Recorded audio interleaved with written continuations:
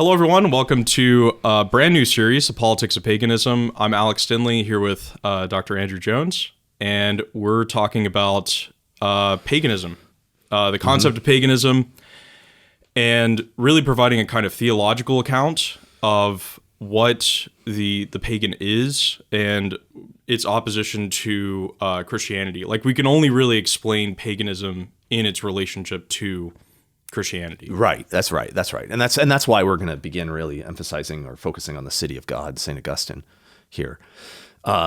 Because this is how St. Augustine lays it out. Christianity changes things. Christianity, Judaism fulfilled in Christianity creates the city of God it realizes the city of God in history, but then also allows us to see the anticipations of the city of God in the pre-Christian world, right? But then because of that, we then can see the alternative to Christianity, or what was there prior to that. And which he calls the city of man. And the city of man is then persists through all of history, contending with the city of God. And all of what we would refer to then as pagan or pagan regimes are variations of the city of man. Right. And that can be sometimes confusing, because we'll say pagan and people are like, well, what pagan are you talking about? What paganism are you talking about? There's everything that's not Christian is pagan. And it's like, well, yeah, sort of. Right. I mean, we have we have certain markers for paganism that we just, the Romans or the Greeks, where we can say pagan, there's where we get the idea of paganism. And it's sort of like, and at that point, we're then going to be able to apply what we see there to other forms of pagan regimes or non-Christian regimes. So it's a big catch-all term. We're not trying to be specific. Right. But we're saying that there's something that unites all of those different expressions. It's an Egyptian, it's a Sumerian paganism, Aztecs. It's Aztec, it's some East Asian something. Yeah. But we're making the bold claim, and we think Augustine is, that there's a category there is something about humanity without Christ, or humanity without Christianity, that takes a particular religious and thereby political and social form. That's right. That can be described, that can be given a history, that ultimately can be given in opposition to what Christ brings in the church and what salvation is. Yes, and it doesn't. When we say it's a form, it doesn't mean it's rigid. Right? It's dynamic and it changes over time. Right. So the pagan, this is important, right? Because you can have, if we talk about the pagan society, we're not saying that those societies themselves don't go through cycles, don't go through changes and shifts. I mean, this is you see this sort of thing described by, say, Plato with the cycle of regime forms, or or things like that, where we can then apply, the pagan regimes themselves evolve and change and take different forms, but there's something common about it, right? And I think what we would call it is the reign of death, right? I mean, isn't that it? That the pagan regimes are the regimes in which death is the overriding fear, or the substrate on which social order is built is death. And that's something that Augustine makes kind of the defining. It's almost as if in a pagan world, death is taken for granted. You can't really explain why there is death in the world. You just know that there is death. And granted that there is death, how should the political order be constructed? How do you fulfill desire when ultimately you're going to die? Right. How do you build a social regime? What virtues do you pursue? What battles do you fight? How do you order society if death is, in his words and the words of Scripture, king over all? Right. Exactly. What does society and the Christian has the privileged place to actually understand the pagan, because it can understand death and why death exists in the first place. Because we have the concept of the original death, or the original sin, that there was something prior to the reign of death in creation, that then death became the king of all. And so we can start to begin to describe that story of what does it look like prior to death, What does it look like in death? Death reigning over all, as St. Paul will talk about. And I think that brings us to where Augustine starts his story, which is in Genesis and in the creation narrative. So he describes how Adam and Eve, when they reject God, when they commit that first act of disobedience, what ends up happening is man is meant to be in participation with God and moving towards him. And when they disobey God, their soul their soul and their body are meant to be offered to God. It's aimed towards God.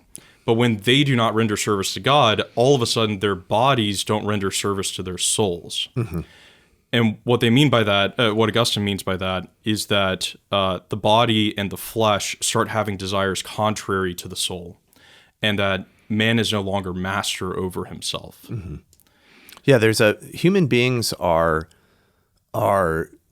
there's a sort of there's a tension or even a paradox in us because of the body soul distinction or the body soul dynamic, right? And this becomes an obsession of the pagan philosophers, right? I mean, in St. Augustine, for example, in Book 19, where he gives the long description of the various philosophical schools, it just goes on forever. But one of the defining characteristics of available options for philosophy is man primarily the soul? Are we primarily the body? Are we primarily both? Who rules over what? Like this, This is a tension that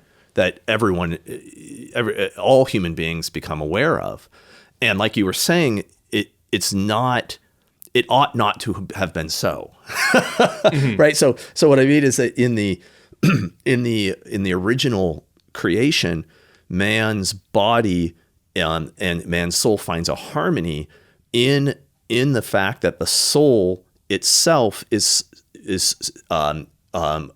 placed under obedience to that which is higher than it. Right? It's exactly when the soul breaks from its obedience, right? So breaks from its openness to the divine, so its reception of grace, it cuts it off. That then the soul's proper role within the context of the soul body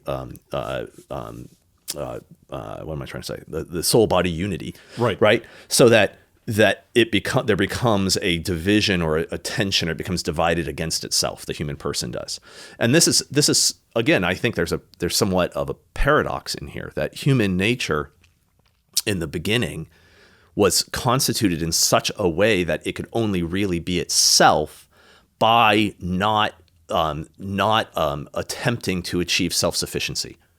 Right, so only, and this is what Augustine says, St. Thomas Aquinas follows him, only by having obedience or a certain passivity or a certain receptivity to the divine, to that which is higher than us, and truly higher than us. I mean, meaning beyond our comprehension, right? Like truly higher than us. So there's a humility in our obedience and our receptivity of grace that then renders human nature integral. Meaning that like the body and the soul are now united together harmoniously in the soul's obedience to the divine. So there's the integration of soul and body is dependent on the person's integration in God. Like God is the ordering, integrating principle, you could say, in the harmony of soul and body. At least Augustine's presenting it in this type of way. Right, yeah. And St. Thomas will talk a lot very often about how the soul is implanted directly by God at the point of conception, so that its human nature is not reproducing itself the way like an animal does, but that we're spiritual in our nature.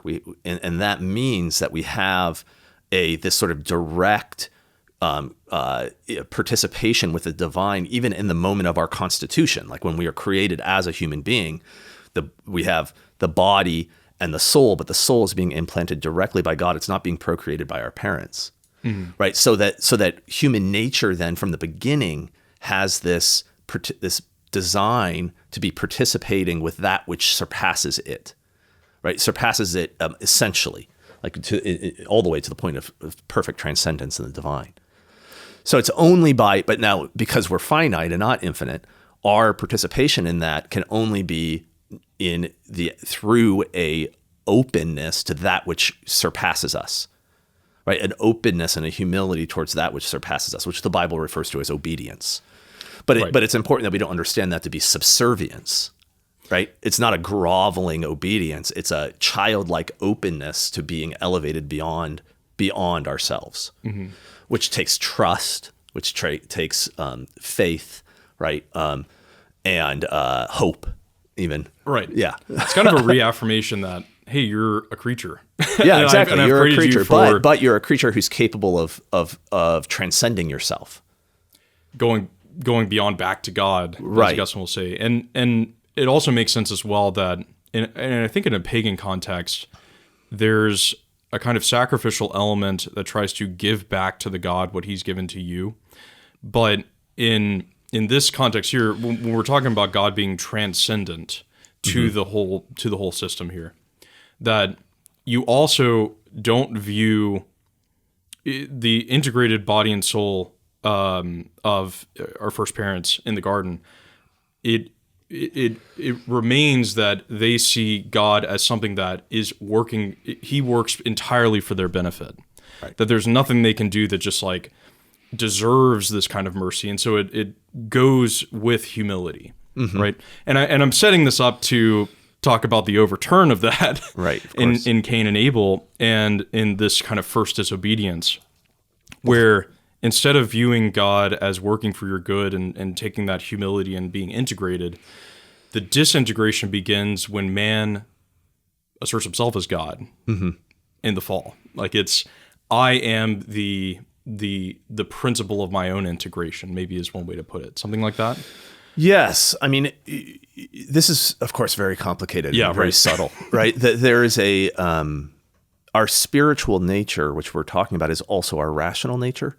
And I think that's important for us to understand it. So like when we talk about reason as the perception, if we want to talk about it as sort of the ability to work in universals or the perception of universals behind particulars, something like that, which is a fairly classical way of understanding how reason works, then what you're talking about is, as a creature in a world that was created by God, is that somehow our ideas or our rationality is a participation in the rationality, the logos of the cosmos as a whole. But that participation is not one-to-one. What I mean is we're not, our ideas are not the divine ideas, right? They're analogs if we're just, and so we're participating in the divine ideas. But our rationality is that the rationality is not found in locking down universal categories that then we can create syllogisms in.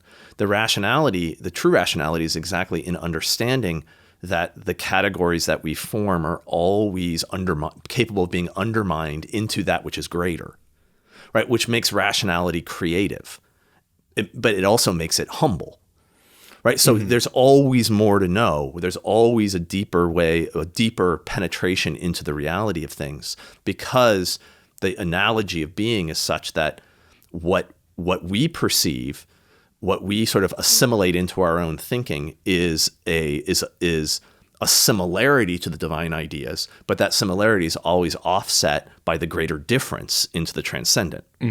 Now, the reason why I'm bringing that up is when we want, so when we make the switch that happens at the fall, when we say good and evil, true and false, all right, truth is no longer a human participation in that which transcends, but truth, good and evil are going to be our knowledge. So the knowledge of good and evil, meaning what I say is good, what I say is evil, that articulation of my rationality is the prime analogate. It is the ever greater difference, right? So it's the divine, it's the source of true and false. Human rationality is. Okay. Now, once you do that move is made, then the project becomes compelling the actual creation to conform to those ideas. So there becomes a violence inside it. And that is manifest in the body-soul, the tension between the body and the soul, but it's present in our existence in the world as a whole.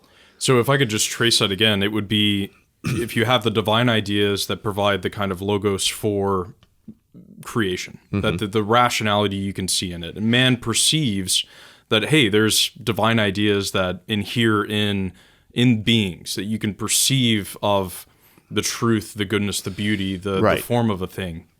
And what that leads you to is when God, has Adam name all the animals, he's incorporating the created order's reason into his own reason, you could say. Exactly. That he's using his language to approximate but never contain entirely the thing. Yeah, the animals. A cow, it could be the trees, it could be anything. Like all of language. Yeah, so we name things. That's not what they're called, but that's not what they are. And that's a big difference. Yes. Right. They're more than what they're called. They're more than what we name. And so there's a provisionalness, but that's not an incompleteness to the human construction. But that human construction, if it's not fallen, is always open to, receptive to the grace and the instruction from the transcendent that moves it deeper into its own rationality, meaning deeper into the comprehension of the order of reality, and so a comprehension of the mind of God.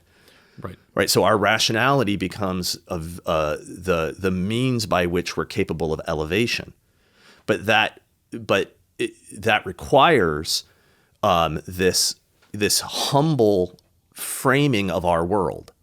Right, like our world is both valuable, it's true, it's just, it can be just, meaning properly ordered, but is always capable of being undermined by that which is greater.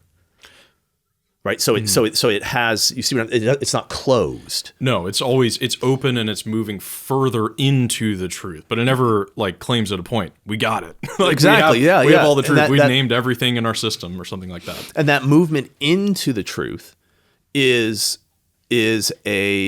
like you were saying with the transcendentals, is a movement, I think, into beauty, right? Because beauty is that, what does von Balthasar say? Beauty is the glimpse of the infinite breaking into the finite, right? That the beauty is that movement, that undermining of the finite by the infinite, which is what allows the finite, the things that we're building, to go deeper, right? We have the space opens up behind it.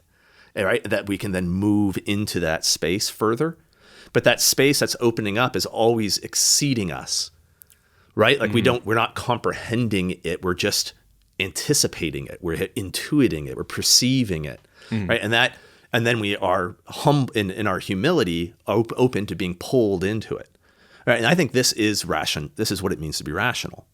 Right, so to be able to discover new truths, to be able to know more than we once did know, and that's the real freedom of rationality. It's profoundly free. Yeah. Right. I mean, it is profoundly free. There's no. Your world's getting bigger. The world is bigger, more complex, more beautiful, more sophisticated, more integrated. Like you can see more connections between things, and that. So that, but it has this posture of humility, which is a posture of sacrifice in a sense, right? Because there's a, I think it's analogous to talk of it as pain. I don't think pain is the right thing, but there's a certain discomfort in the openness or the vulnerability that openness as it manifests as a sort of vulnerability. Right. Again, there's a sort of childlikeness there. Right. There's a trust in the Father, which is beautiful, but also there's a little bit of something sacrificial in it. Do you see what I can try? So, and I think that the story with the tree in the garden is getting at this, because what our reason tells us, the part of the reason that we are in control of, is that it's good to eat. Right. But then we have to believe that it's not, but we can't see why. Right. Is God actually the openness that leads me into greater perfection, or is he a Cartesian deceiver God who's just telling me, don't eat, but it's actually, it can make you, it could make you God. So that's kind of the devil's temptation on that. It's either saying, it's basically God isn't who he says he is part of the temptation. This is the thing, is that the temptation to become a God is not that you will be like God. It's the temptation is to think that God is like you. So the temptation is to say when God tells you not to eat of it, that is no different than your naming of the animals, right? That God is doing what you're doing, which is making a provisional world in which He has power, right? And so for you to become like the gods is the creation of the concept of gods, okay? Of that God who is not transcendent but is like us. Do you see what I mean? Got it. He's just making arbitrary rules. Yeah, yeah, exactly. I made this great tree. Sorry. Yeah. I think that's the move. So that's the sneakiness of the devil, right? Is because what he says is sort of true, right? That if you do it, you will become like the gods, but not because you become like the Lord God, but because you've created these things now called gods, which is what you mistook the Lord God to be. Do you see? And now you're like them. Wow. Okay. Okay. So it's like it's a sneaky sleight of hand. Mm-hmm. And I think this moves us to, maybe we could move to Cain and Abel then, in the same idea of okay. We're talking about language and reason and rationality leading you on to a transcendent, mm-hmm. right? And in the fall, we have this knowledge of good and evil in which we're having, instead of that reason and rationality leading you higher, now you're trying to be like God and be the constructor of the conditions of good and evil. Right. And say, this is the good, this is the evil, and my human language can actually be reality instead of be participation towards ultimate reality. So then when we get to the story of Cain and Abel, which Augustine picks up on, we have Abel offering sacrifices and Cain offering sacrifices. Abel is a shepherd and Cain is a tiller of the ground. And it says that Abel's sacrifice was acceptable to God, but Cain's was not. Mm-hmm. And we have Cain becoming envious of Abel and his righteous sacrifice. And you have God telling to Cain, don't do this evil because, sin is at the door waiting to pounce on you, basically. Mm-hmm. And Cain kills his brother and gets exiled, right? And Augustine picks this up as the beginning point of the city of man, mm-hmm. because Cain, after killing Abel, goes and founds a city, mm-hmm. like immediately after. Right. Yeah, and what's kind of the significance of him, like, you kill and then you found a city? How do those go together? This is so primordial. All right, I think it's so primordial, and there's people who have worked on this a lot. René Girard comes to mind, right? And there's a lot of value in his analysis. So I think what we'll talk about is not just directly following him, though we obviously have learned from him. And he talks a lot about the founding murder, and I think that's what we're witnessing here, right? The founding murder, and which founds the city, and why? Why does the murder found the city? And I think that the way to understand it is that death, we were talking about death, which is the kind of ultimate ground or the ultimate beyond, like the point at which human beings cannot see beyond. All right. So if you have this idea of the transcendent, like we were talking about earlier, and you're sort of moving into that which lays beyond in your rationality, right? There's a certain, like that what lays beyond, there's an opaqueness or a darkness to it, right? And it's sort of scary, and I think God was always sort of scary, right? Okay. Mm-hmm. So it's like there's that movement into it. Well, after sin, that when the human life is broken off from its transition from the earthly into the eternal, when that break occurs, then death becomes the ultimate marker of the world that's before me and that which lays beyond, all right? That darkness beyond. You see what I'm trying to, okay. So you have what the founding murder does is move that line, that boundary, that death line into the social regime. Okay, so death, that which I can't control, but in murder, I do control it, right? Like in murder, in the killing, I do control death. Right, I make death occur, right? And that death occurs according to what? According to the reason of men, meaning that like I kill and for a reason. And the reason that I give for the killing, so the reason why it's not murder, the reason why it's a justified killing, now has a ground, right? That ethic or that morals, whatever that moral assertion, whatever it was that justified the killing, now has a ground, an ultimate ground, death itself, right? And that death, and so now the articulation of good and evil, true and false, seems to lead right up to the ultimate end of man. So if I can render it so that what I say is true, if one disobeys that or one doesn't abide by it, he then dies. If I can render that true, then I've rendered human life to subsist within a regime.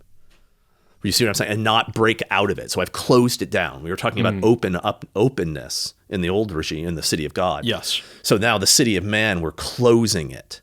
And so death now occurs within it. It doesn't break through it. You see what I... That you have Cain himself being subject to death after the fall. But now wielding that power, not God bringing kind of the natural death that happens as punishment for sin, but now Cain himself bringing death. Yeah. Brings with it such enormous power because men fear death after the fall. So now he is taking upon himself the power to bestow death. That's right. And in doing that, if he just killed someone, it would be such an offense to God and to life and everything that he would just be a beast. Yeah, He'd if be a wolf. If it were random. If it were random. So what he has to do is, here's the reason. Here's the morality why this man had to die. Right, exactly. This is why Abel had to die, even though it's absurd. Obviously, Abel did not have to die. And from that, if I'm tracing what you're saying here, it's the idea that the morality by which the primordial murder occurs, or the rationality given for it, becomes then the basis of the rationality of the city. Right. Yes. So the law and the how else you can kill other people, you know. Yeah, so it sort of moves the original command, don't eat of the tree of the garden of don't eat of the tree of the knowledge of good and evil, moves that command into the regime, right? And so now the command, the law that's made in the regime has no above it, no beyond it, right? It is where death occurs, right? So the founding murder is essential for that. But then once you have that, so now mankind kills himself, kills his own in the creation of his city. Then you have to assimilate all death into it, right? So now life and death itself becomes governed by the rules that are made by the city.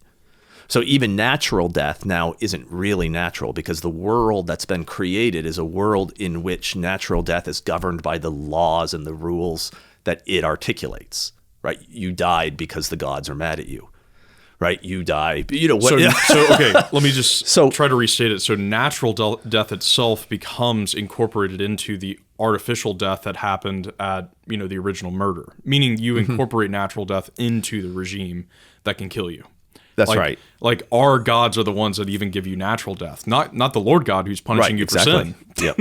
It's our gods. Yeah. Yeah. So it's the killing, and then this is something that there's a intuition about this that you just see repeated, in many, many different contexts. I mean, think about the founding of the city of Rome, even, or the right, that there's a murder or kill. Plato talks about it in the establishment of tyranny in the Republic, right, where he says, actually, I could probably pull it out.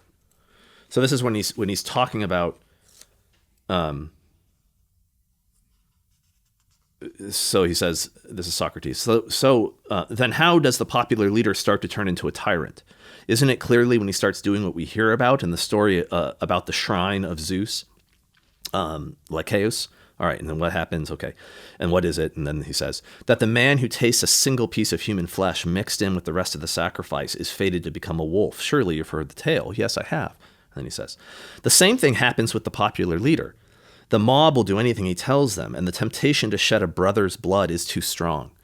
He brings the usual unjust charges against him, takes him to court, and murders him, thus destroying a human life and getting an unholy taste of the blood of his fellows.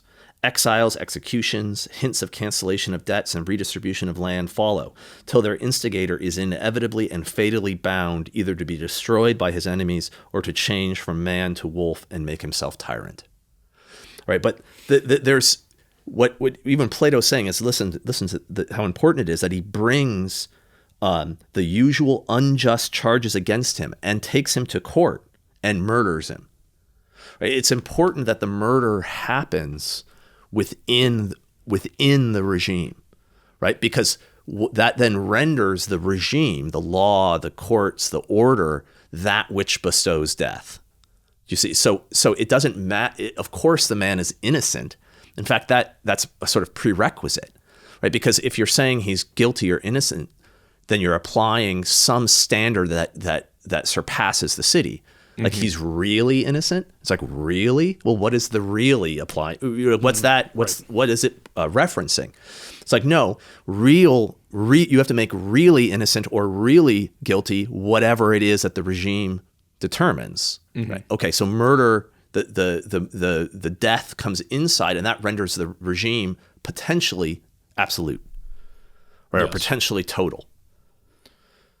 And it's in the innocence there that you need the legal structure to fill in the rationality of the regime with the killing of the innocent. That each time you have the regime putting someone to death, you're bringing back again the rationality there at the beginning, and then furthering through that logic and keeping it contained within that regime. Yeah, so you need both war. You need war externally and war internally. And it has to be perpetuated. And this becomes ritual sacrifice, especially human sacrifice, but the animals operate in a similar way because you're subjecting the death in nature to the human law, right? So sacrifice becomes the ritualized recreation of the founding event, the founding murder, that renders the city complete or self-sufficient. Right. And we see this in Genesis with Lamech as well, right? That's right. Yeah, yes. So you have Lamech speaking, who's a descendant of Cain, man of the city as well, right? Who is talking to his two wives, which are the first time polygamy as well in the Bible. And you have him saying, I wounded a man for basically hurting me or insulting me, something like that, and I killed a man for, I think it was hurting me. Hurting me. He goes, and he says, listen to my words. Listen to my words. I killed him for hurting me, meaning I'm telling you what it means to hurt someone. Right? Like I'm telling you what morals are. And so it's not that I killed him because he was immoral. It's I killed him that renders this immoral. My words are true in killing him. Yeah, like exactly. It's the act that renders the morality of the city true. Yeah, so this is the great inversion, right? This is the great where true and false, just and unjust becomes conventional, and this is obviously a major theme of the pagan philosophers, right? Whether or not truth is conventional, or whether or not it has some attachment to something that transcends the conventional or the city, right? So this move of moving it in, right? But the thing to realize is that it's not what we have to. One of the things we have to understand is that it's tyrannical. So what I mean is this: it's not like sometimes you get the story that after the fall, man made himself God or something, right? And then you kind of get the idea that like sort of every man makes himself God or something like that. And it's like, well, no.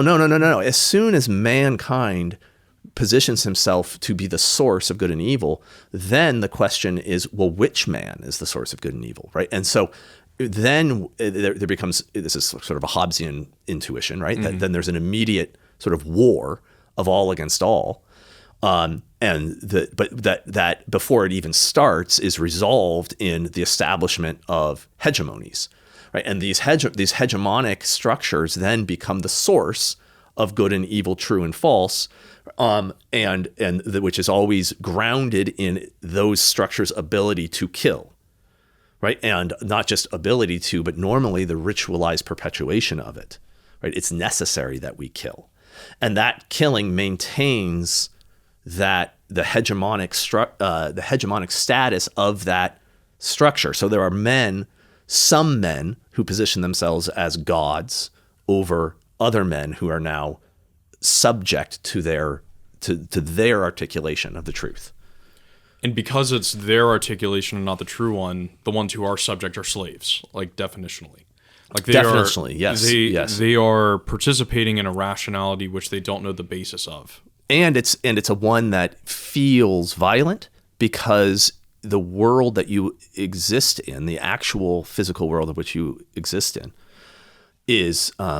remains the world of creation. So it's a world that has a rationality built into it and has a intelligibility built into it. And so you have to, the submission to the city is like an exaggeration of that body soul problem. I mean, what I mean is like you're going to submit to the law, to a finite articulation of truth and justice at the expense of the infinite truth and justice that you actually experience all around you.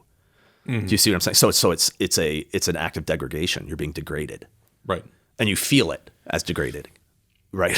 And this, I know we didn't really discuss this part of it, but the Exodus story just feels like so much of that, because you have a pagan regime in which you have the Israelites being slaves in a foreign land, and they're participating in an obviously very developed pagan god system, right, with the pharaoh at the top. Mm-hmm. And every god is classified. It's the river god, it's the sun god, it's god of fertility, it's gods of everything, right? But it's within the Egyptian pagan cosmos regime. But then when you have Moses coming up and saying, all right, the slaves need to go out and worship outside the city. Yeah, into the wilderness. Into the wilderness. Yeah. That can't happen. Right. there's a real political reason Pharaoh can't just let the slaves go out and have their worship outside the city. Because what you're saying by that is there's something outside of Pharaoh's and the Egyptians' gods and regime. Yeah, that their cosmos isn't the cosmos itself. And that's a serious challenge. Like that. It destroys it. No, you must destroy. This is the reason why he can't let him go, right? I mean, because it seems baffling. Why not just let him go? Yeah, why not just let him go worship in the desert? Because the other Egyptians will see it, which is actually what Exodus says, that this is for the other Egyptians to see. Right. And eventually, the plagues that are given are a systematic overturning of each of these gods as actually gods, where it's the sun's darkened, then the river turns to blood, so the river's, then you have all the frogs and the locusts who eat all the crops, so there's no mother god, over the crops. Mm-hmm. And then eventually it is the death of the firstborn. Mm-hmm. Like it goes all the way to that point where it's basically God proving each time, whatever Pharaoh is telling you, all this regime system constructed with pagan gods, right? It's all fake. Yes. And I'm the true God, and my people are leaving. Yeah. And I all that to say, this is why it's so powerful for Augustine to set up these two narratives, because it is the case that what we're describing here in the city of man and in the pagan regime, we can see it starting with Cain. And what Augustine shows is it has a very rich and developed history. Like, it gets more intense. The logic of it gets grander, even from Lamech, who's now like saying, I killed a man, and trying to like have power over his two wives. And then the city of man progresses in its wickedness. It progresses in its growing of a kind of larger and more developed pagan regime, of which Augustine says the Roman Empire is kind of the end point of all this. But at the same time in this narrative, you have God acting in the heavenly city through going from the line of Seth all the way through what we're telling as the story of salvation. These two narratives are going at the same time. Right. There's two stories happening. Exactly. But they are bound up together. Right. So and I think that's it's important that we see that, like you were saying, that there's a certain trajectory, and St. Augustine is saying this, a certain trajectory of the city of man where the regimes get sort of more powerful, but also at the same time more ridiculous or more absurd. Do you see what like where you have the more powerful the pagan cult is going to be, like we were saying, there's a sort of the absurdity of the murder, the innocence of the man is necessary, right? Because you're saying there's no reason outside the city. Reason only operates within the city. Okay, so you want to extend that further and further and further and further in order to amass the power of the city. So reason, what I'm saying is that the number of rituals, the numbers of superstitious behaviors, the number of rites that have to be performed in order for the world to be coherent within the city are multiplied, right? So that the river can be brought in, so that the forest is brought in, so the animals are brought in, so ultimately the family, right? Like the mother-child relationship is going to operate underneath the law of the regime, meaning that now we're going to sacrifice infants, right? We have to kill the children in order to make sure there's no basis of harmonious order outside of the regime. So the family itself is undermined, right? All of which lead to an increasingly irrational world and an increasingly, therefore, a frightening one, right? And that's the trajectory that then is preparatory for the as that becomes the case, as it becomes more ridiculous or more absurd, more fearful, more dark, that the alternative becomes more light or shows out. Do you see? And also more compelling.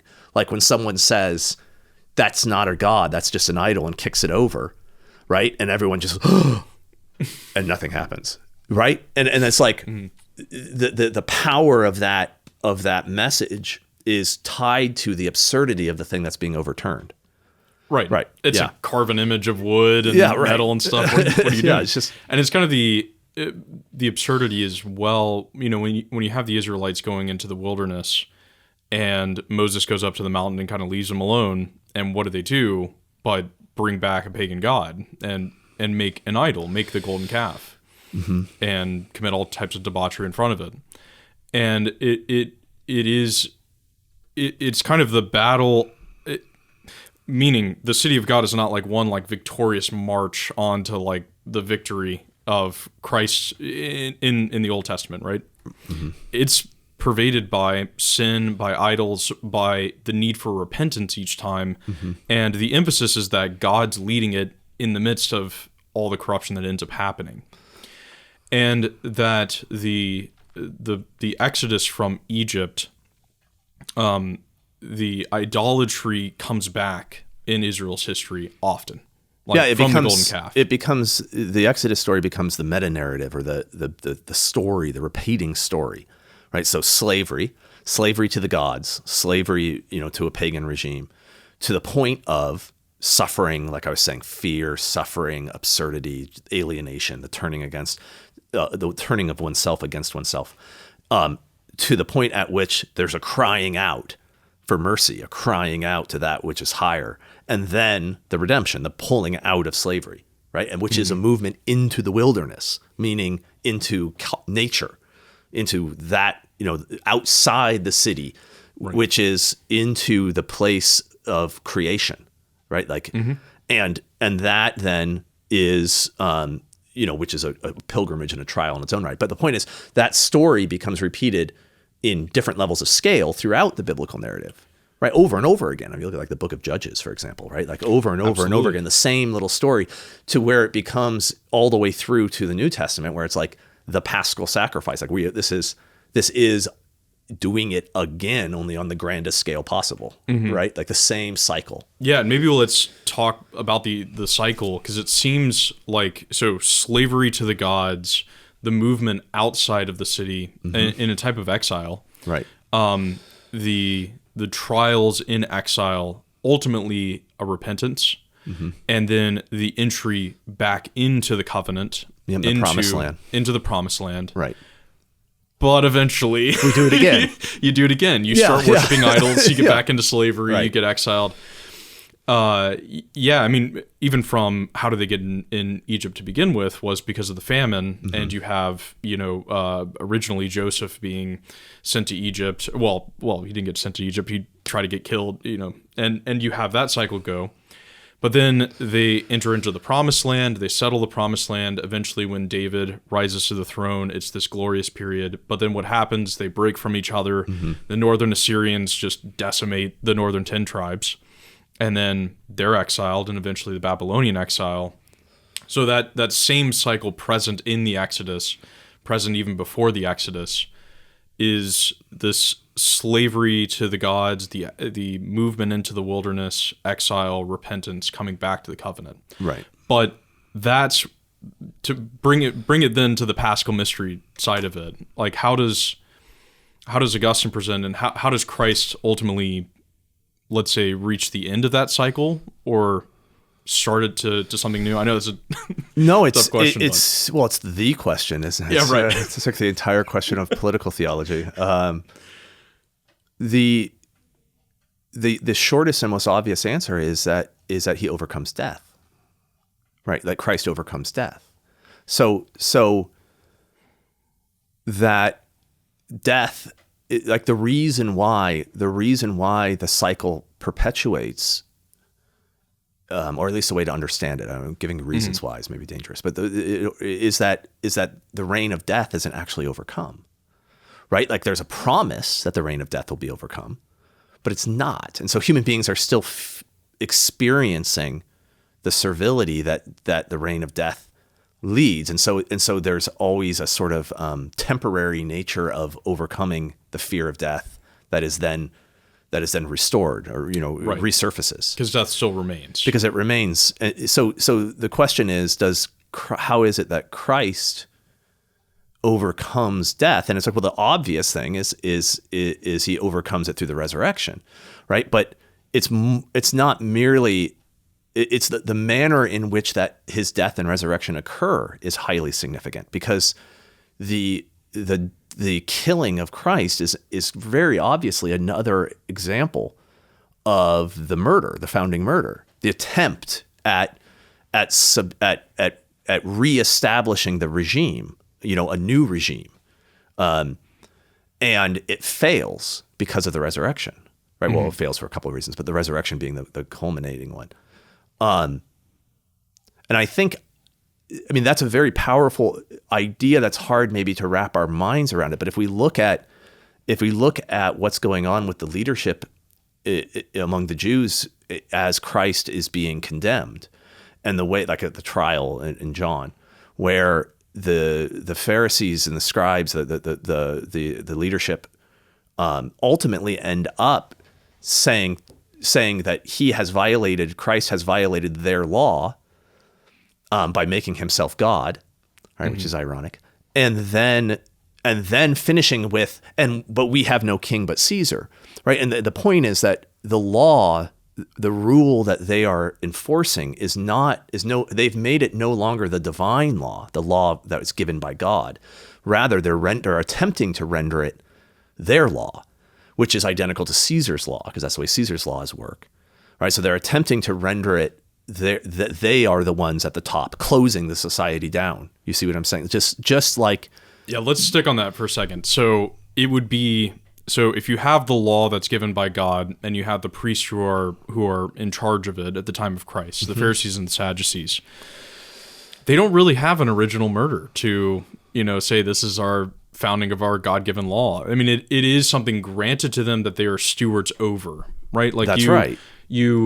You've been given the law, you're part of the Levitical priesthood, you are meant to be giving sacrifices, but you don't lord the law over the people of Israel as if you're the source of it. That's right. Which is very different than the pagan regimes. Even the kings of Israel were to meditate upon the law. They weren't the sources of the law. Yeah, the Psalms, David talks about, I meditate on your law day and night. They're not the sources of law. They're the stewards of it. It's not the same thing. The kingship, that kind of kingship, is not the same as the pagan kingships.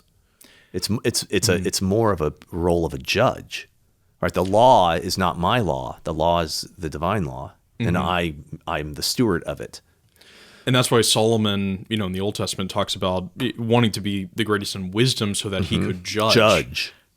But right. not legislate. Be the God who is the wisest. Yeah, not that his words are to be taken as the divine, the words of God. And so, what's going on? That's what's going on here in this culmination of the story in the Gospels is the move when faced with God. Right, the move is the same idea that is sort of a recapitulation of what we saw in Eden. Is the move is to render God just a pagan god, right? So I'm going to take the divine law, the leadership, Jewish leadership, make it the law of the regime, the law of us, and that makes God not the Lord God, but a pagan god. It renders him a god. So the gods. Sorry, but this is complicated for me. But the gods in the pagan regime become the mediators of man's power over men, not the other way around, right? So like in the city of God, the Lord God is mediated into the population by the leadership. And this is like we were talking about with the kings, right? But in the pagan regime, the God is moved under the leadership, right? The priests and the king control the God. And so the God mediates their power into the population. So this is what they're attempting to do at the trial of Christ, right? Is that they're trying to convict God based upon the divine law, right? Which is now their law, which makes it identical to the law of Caesar. So it actually is no longer in opposition to the law of Caesar. Like they can now conform to the empire and fit in. Whereas before it was God's law and they were stewards. So you're never really going to be integrated into Caesar's reign. And right. we were discussing how they not only do they meet in council before, and you have Caiaphas standing up and saying, "You know nothing." Isn't it better for one man to die than for the whole nation to perish? Exactly. Meaning that this one man could be our way to get the nation fully integrated with Rome, and us as power brokers within it. Yeah. And then he's the king of the Jews. Then Herod's the king of the Jews, right? Well, Herod is, but I mean Christ is. Yeah. So I mean, if Christ, if you kill the king of the Jews, right, like that, who is God, right? Like that's from the whole Old Testament narrative. The king is the actual king of the Jews is God. So the killing of the king of the Jews is the kind of ultimate murder that ought to then render the regime, the society, a perfectly closed regime, right? Underneath the leadership, Herod and the leadership who, the religious leadership, right, who are attempting to establish this regime. This is the reason why Herod and Pilate become friends afterwards, right? Because they pass him to Herod and are like, "You in?" And it's like, this is the way we do this. Yeah. Yeah, exactly. And so the killing of Christ, that ought to have rendered their law absolute, or at least, the killing of people like Christ being the ultimate example. They would have killed many people, but instead, right, Christ passes through death, through the death they can mete out, and comes out the other side more alive, right? Okay, so and not just as a ghost, but in his body. So the thing that they can kill, which is the body, escapes their death not by running away from it, but by passing through it and rendering it relative, rendering it incomplete. Right? That's not.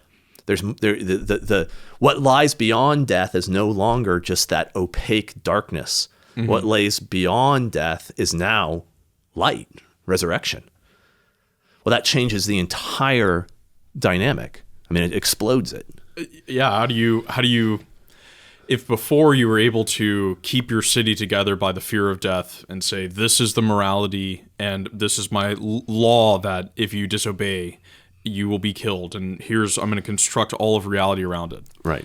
But now you got this group of people who don't fear death and actually think all your idols and gods are really silly and stupid. Well, I mean, it poses a massive, it poses an apocalyptic problem for the regime.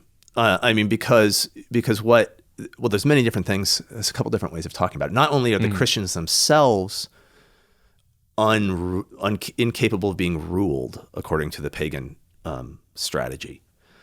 Now they may acquiesce, they may decide to go along here, Right. for whatever reason, but that's not acceptable. The objective of the pagan regime is not to have people who just sort of acquiesce. You have to have the closing down of the city is what renders it strong, right? So you can't have it have open-ended places in it, or wherever there is open-ended places, those are places that need to be subdued, right? And so the Christians are therefore ungovernable according to the old way of doing it. But then there's a whole nother problem, which is that they demonstrate to the rest of the population the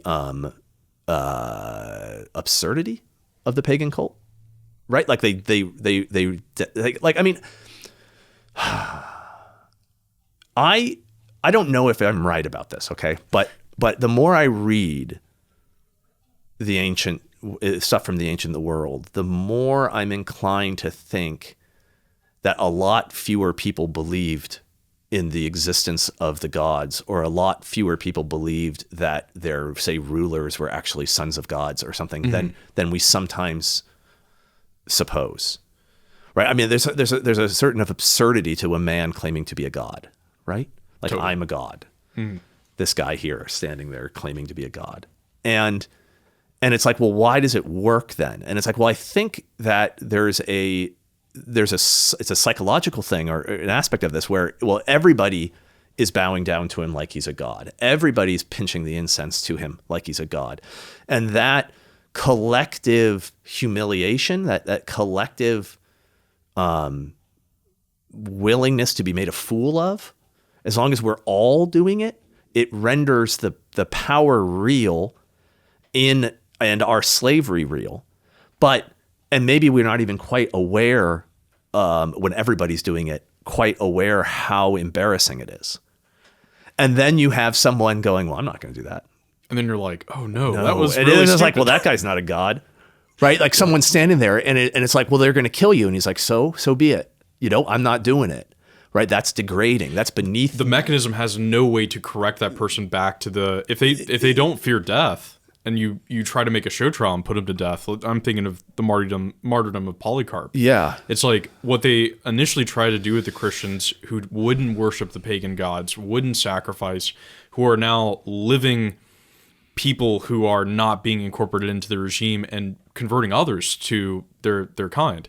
You put on these big show trials and think, well, we're going to torture them. Yeah, and this is more founding murder. And then the people will be like, oh, this is false, obviously, because they got tortured and they're back. But then they torture the Christians. I mean, that's the reason why it's important to understand that the killing of the Christians were human sacrifices.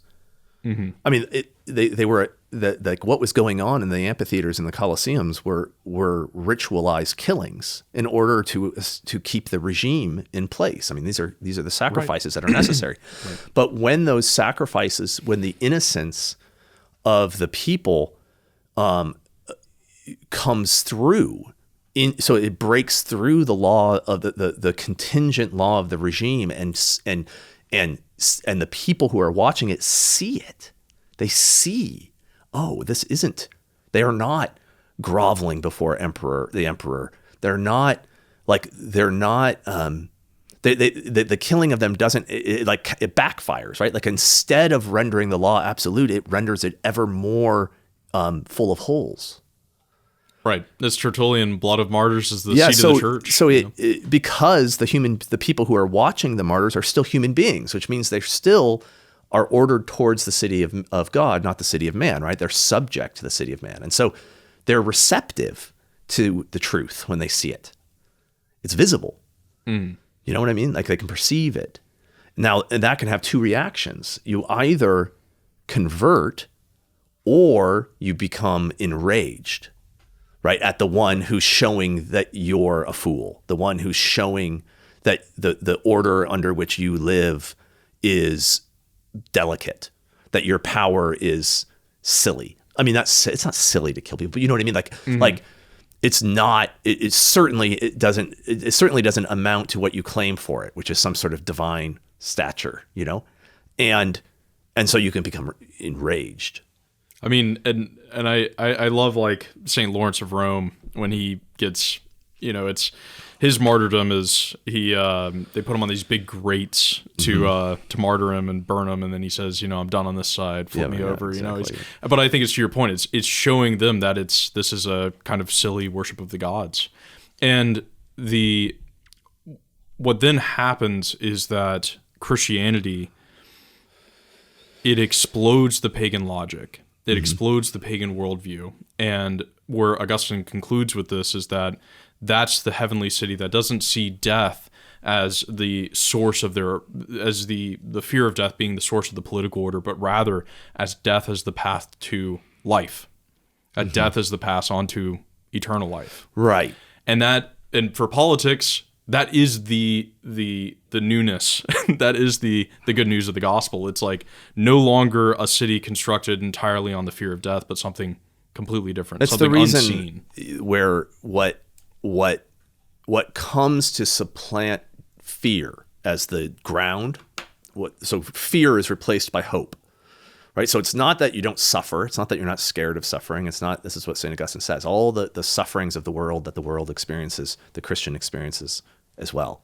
But it doesn't end in that suffering. Like hope renders those things not the ground, but they render the sufferings of the world within a frame, like within a new framing, where those sufferings can be transcended. You see, so you don't that makes all the difference in the world. So hope and fear become opposed to each other. Not and so sometimes people will hope and despair, but even Saint Thomas Aquinas says the opposite of hope is fear. It's fear, right? Right, and I think that's why I think it wouldn't be a mistake to describe St. Augustine's City of God as a political theology of hope. That hope is really the dominant concept, which is what the resurrection renders possible. Hope. And we're in the Easter season right now. Yeah, so exactly. Exactly. Well, I think that's great for a first episode. I know we went at about a 10,000 speed pace because we went straight from creation. We got all the way to the early martyrs. But hopefully this helps set up for people what we're meaning by a kind of history of the whole, really, but of pagan politics. Yeah, yeah. And we'll start getting into Plato and Aristotle and some of the pagan philosophers. More of like, okay, what is our political theory? And then how the Christian approach how it makes sense of what these pagan philosophers were saying, because there's so much subtlety and truth and nuance in them that if we study them seriously, we can see even more aspects of paganism. Right? It's very interesting. Great. Well, thanks, Andrew. Thank you. Yeah. We'll see you guys next time.